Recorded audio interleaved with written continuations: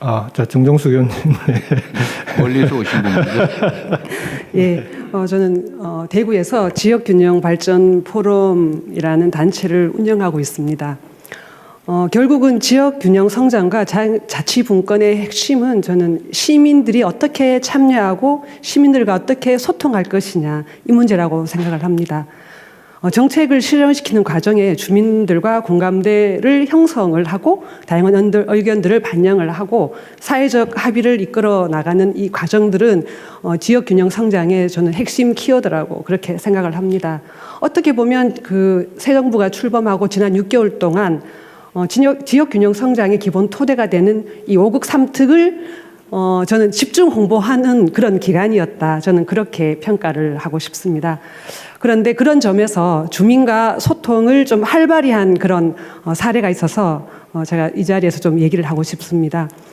대구광역시에서 지난 10월부터 12월 초까지 9개 전 지역을 순회해서 지방시대 토크쇼를 개최했습니다. 그래서 이 5국 3특 균형 성장에 대한 이해도를 높이고 또한 그 정부가 발표한 지역 균형 발전과 관련된 국정 과제를 주제로 삼아서 그 지역에 맞는 특성에 맞는 상황을 주민들에게 설명을 하고 토론하는 그런 프로그램이었고 이때 사용된 언어는 정말 주민들 누구나 쉽게 다가갈 수 있는 그런 언어로 소통을 했습니다. 예를 들면 그 대구 달성군의 경우에는 국정과제 29번 신성장 동력 발굴 육성으로 첨단 산업 국가 도약이었는데요. 그래서 이 달성군에는 지금 현재 제1국가 산단, 2국가 산단이 지금 진행 중이고 있는데 우리 대통령님의 그 지역 공약인 AI 로봇 수도 대구 이것을 어떻게 지역 산단에 끌어오고 주민들과 함께 할 것인가를 직접 토론을 했었습니다. 그래서 이런 사례를 꼭 말씀드리고 싶었고요. 주민들의 호응도는 짐작하시겠지만 대단히 좋았습니다. 주민들은 5국 3특이라는 이 용어에 대해서 되게 궁금해했는데 알기 쉽게 설명해 주어서 정말 좋았다고 그렇게 얘기를 했었습니다. 우리 대통령님께서도 시민들의 목소리를 직접 듣고자 타운홀 미팅을 진행하고 계시는데요. 사실 지역 주민들은 이런 그 행정에서 이제 추진하는 이런 과제들을 직접 접할 기회는 거의 없습니다. 그러나 우리가 이런 그 지역 균형 성장의 어떤 성공적인 그런 사례를 남기기 위해서는 시민들 어떻게 참여시킬 것인가 하는 문제를 좀 핵심 과제로 두고 우리가 이 지역 균형 성장 이 정책을 좀 펼쳐 나갔으면 좋겠다 그렇게 말씀드립니다. 이상입니다. 예, 고맙습니다. 정정숙 의원님 말씀하신 내용이 중요한 이유가 우리 위원회에서 이제 5국 3특에 대해서 국민들이 이제 어느 정도 인식을 하고 있는지 여론조사를 해본 적이 있는데요. 절반이 안 나오더라고요. 5국 3특 정책을 알고 있다라고 하는 게. 그래서 실제 주민들과 좀 밀접하게 결합된 그런 정책 추진 노력, 이런 게 지방정부하고 함께 하는 게 좀 대단히 꼭 필요하지 않을까 싶습니다. 우리 김경수 위원장님 이러고 다니세요. 열심히 다니고 있습니다. 예, 다음 또 발언하실 분 손 들어주십시오. 예, 김영만 의원님. 네, 반갑습니다. 저는 그 지방시대위원회에서 경제산업분과위원장을 맡고 있습니다. 오늘 저는 그 지역 거점 국립대와 기업이 협업해서 그 성장 분야의 연구 교육 체계를 구축하고 지역 인재를 채용해 지역 정착을 유도하는 모델을 보고드리고자 합니다. 전남대학교 컨소시엄인 광주 전남 반도체 공동연구소가 치산학 기반 그리고 반도체 패키징 혁신 모델을 이번 사례로 설명드리고자 합니다. 2023년 교육부 주관회의에서 그 광주 전남 반도체 공동연구소는 지역 반도체 산업 생태계를 조성하기 위해서 상대적으로 열악한 부분이 있기 때문에 조성하기 위해서 전남대학교에 설립되었습니다. 이후 전남대학교는 그 글로벌 패키징 기업인 엠코 테크놀로지 코리아와 전략적 협업을 수행해서 국내에서는 매우 드물게 첨단 패키징 특화 연구 및 인력 양성 체계를 동시에 갖춘 지산학 협력 모델을 구축했습니다. 이 두 기관은 지난 6월에 산학협력 MOU를 체결하고 그리고 이에 따라서 그 엠코는 12월 말까지 그 반도체 공동연구소에 그 실증용 장비 300억을 제공하기로 했습니다. 그리고 2028년에 반도체 공동연구소가 완성되면 추가적으로 그 반도체 패키징 공정 장비 시가 400억이 넘는 것을 제공하기로 서로 약정을 했습니다.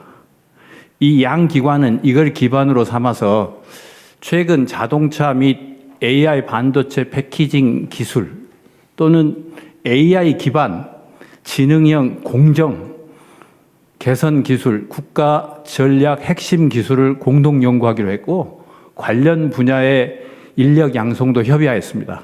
세부 사항은 말씀드리기 시간 문제가 있겠지만 이 결과로 2027년 말에 반도체 패키징 융합 전공에서 최초로 석사 학위자가 배출됩니다. 그래서 바로 그 지역 산업체에 취업하게 되어 있습니다.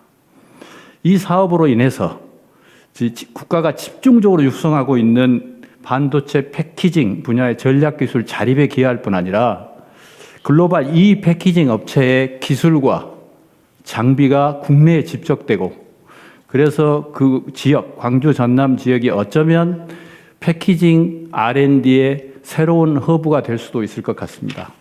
그리고 기업체와 연계해서 실증 교육을 시켜서 실제로 기업이 원하는 인력을 제공하기 때문에 기업은 굉장히 만족해야 합니다. 그리고 그 청년들이 지역에 정주할 수 있는 모델을 말씀드립니다. 아울러서 2016년 내년에는 산업통상부의 지원을 기반으로 해서 약 500억 규모의 첨단 패키징 실증센터도 함께 구축되어서 시너지를 예상하고 있습니다. 거점 국립대가 5국 3특 권역별 전략 분야를 기업과 함께 집중으로 육성함으로써 지역 산업의 핵심 거점을 만들어가고 있습니다. 이를 위해서 학부, 대학원, 기업, 연구소 간 전면적인 협력을 추진하고 있는 대표적인 사례를 보고드렸습니다. 감사합니다. 그 졸업한 사람들이 있어요? 이제 시작돼서 2년 후에 2027년 말에야 석사가 처음으로 배출되기 시작합니다. 학부가 아니고 학부도 있고 석사도 있습니다. 학부는 언제 졸업해? 학부는 오래 걸립니다. 4년 정도 걸리니까. 지금 처음 시작하는 거예요? 예, 예. 올해 MOU를 6월에 했습니다. 그래서 저희는 우선 연구 인력이 중요하기 때문에 대학원 석사 2년 과정을 아까 말씀 올린 대로 융합 과정을 만들어서 먼저 배출하고자 합니다. 예, 내년 예산 500억은 이번에 이런 시도가 있기 때문에 기획해서 추가한 거고요. 네. 그 암스쿨이 이제 지스트에 생기니까 두 개가 이렇게 연계하면 반도체 분야의 R&D 역량이 획기적으로 높아질 수 있습니다.